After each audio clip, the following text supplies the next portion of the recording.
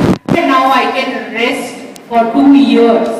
So because within that period, it may reach from stage 0 to stage 4. So that was the whole idea.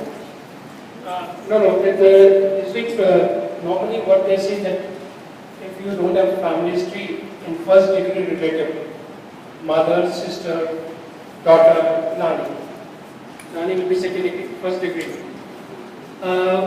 Generally 2 years statistically, because it is thousands of women have undergone screening and they have found. 2 years is a safe time to pick up the disease. And in these 2 years, if there is no family history, normally when you have a family history, the tumor is perceived aggressive. If you don't have a family history, the tumors are not that aggressive. So they have found out, that's why they recommend between 40 and 50, you do a mammography once in 2 years. After 50, because it's a age-related disease, you do it once a year. Now in these 2 years, of course, there is something we call an interval cancer. The cancers which happen between two mammographies. The interval cancer, the percentage is just about not even 1%. So that way it is very simple. Just to give you what we were talking about in stage 1. Now, what Dr. Bhalu was saying that if we diagnose the disease at stage 1, we talk about 5-year survival because that is what minimum we do follow any cancer patient. 5 years. 5-year survival in stage 1 is more than 97%. That means 97% women or closer to 100% women will live, and we don't go beyond 5 years. So after 5 years, it is we take it curable. So normally the follow-up is for 5 years. So 97% women have a 5-year survival if they are diagnosed stage 1. 83% are survivor if they are diagnosed stage 2. 63% or 65% is survival if they are diagnosed as stage 3. 23% is the survivor if diagnosed 4. So you can see that earlier the diagnosis at the top, stage 1, it is fully curable. So that is what is important to understand, that we must be,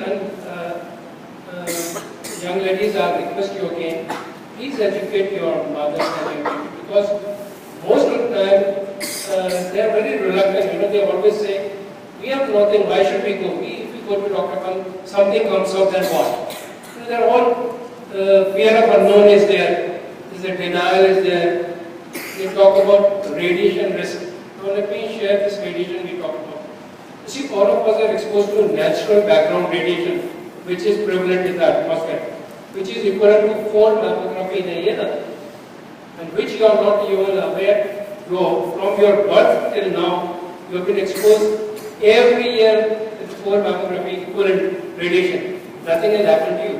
These are very minuscule radiation doses. So we are just adding one more thing, and that we are adding after 40 years of your life. And so that's why you see that we talk about risk-benefit ratio. The benefit far outweighs the risk which is involved with the early detection. I think that's very, very important to understand. And we are again emphasizing all the time early detection, early detection, early detection. Because stage 1 and stage 1-0, what Dr. Bhavana was saying that we call ductal carcinoma, situ TCIS. These are curable diseases. So why should you wait till the lump comes and you fail? Getting late? So you've always said that, we should tell our mothers and all. I will want to share my personal example. I will turn 29 this year, and I don't know why I'm sharing my age with everyone. I turned 29 this year. Since my college days, I was feeling that there was something wrong. I was feeling lumps, I was feeling heaviness, I was feeling pain. After my marriage, last 3 months back, I suddenly realized that there is some issue because the pain had started growing very badly. I did the self-examination, whatever I did on my own, because I had this, कीड़ा in me कि कुछ तो गड़बड़ है, doctor के पास चलो, कुछ तो गड़बड़ है, डॉक्टर के पास चलो. I did the self-examination and I could see and feel there were lumps and they were really painful. I went to the doctor, I got an ultrasound done. There were big lumps in my breast, both the breasts. I had to go to Dr. Sareen only. I went ahead and checked whether it was cancerous or not. She did the self-examination at her end, the clinical examination as we call. She told me that it was not cancerous because I already have a PCOD, polycystic ovary disease, and it was only the hormonal imbalances which was creating these lumps. But that was 4 months back. This week, I'm again going to her to get my mammography done, just to rule out the option that there's nothing cancerous. But 29, even if I have it, I can get it cured till I reach 30 or 40 and still can live my life happily. So that's an example that please do a self-examination and get it done ASAP. Thanks. Yeah, big hand for her. Excellent. Thank you so much for sharing your personal example. What is important to understand is that only 1 out of 8 or 10 lumps that we see turn out to be cancer. And that risk is much lower in a younger age. And with women like you who have other reasons to have those lumps. So rather than fearing the unknown and living in denial, it's good to reach out to someone who's professionally qualified to deal with it and look at it from a more scientific angle. There was a question on this side.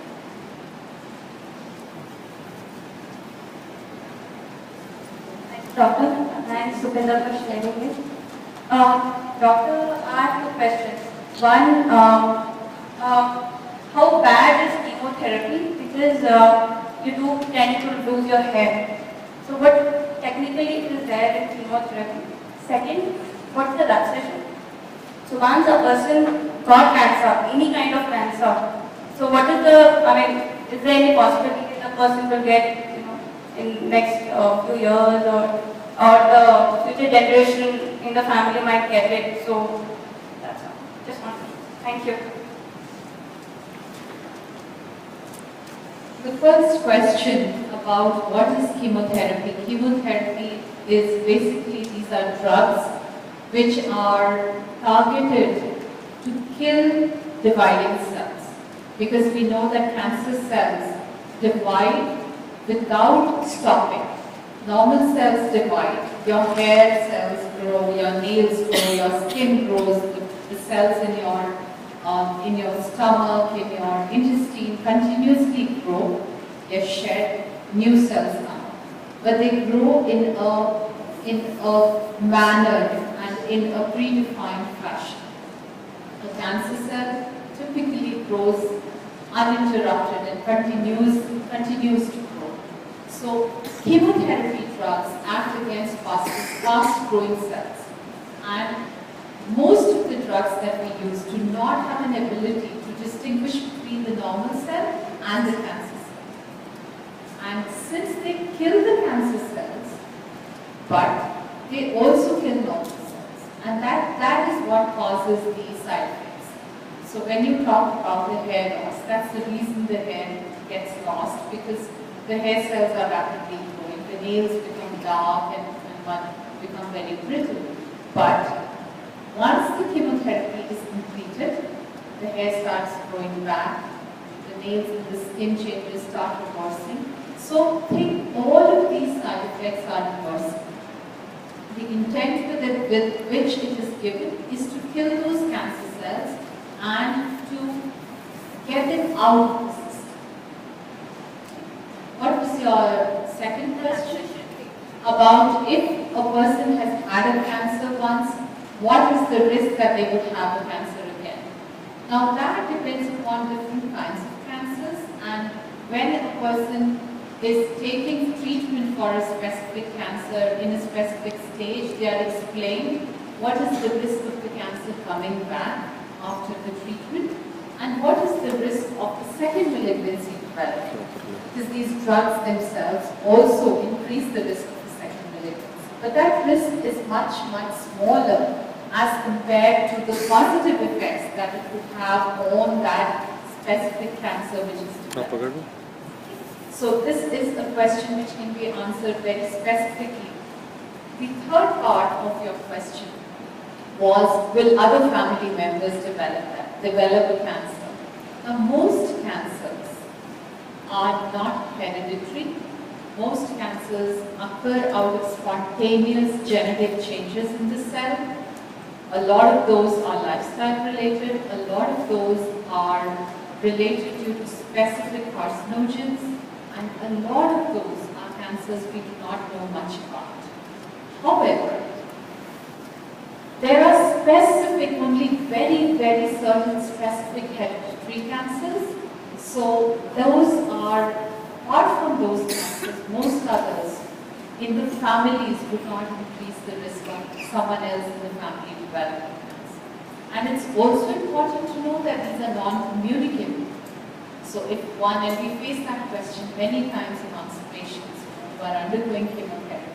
I have grandchildren, they will say, will my grandchild contract the disease from me while I'm undergoing chemotherapy? No. There is no risk of contraction, of contamination of cancer from one to the other. I just like to see, in women there are two cancers which are genetic. One is ovarian and one is breast. And they are interlinked. We call them a BRCA1 and BRCA2 genes. They are the same.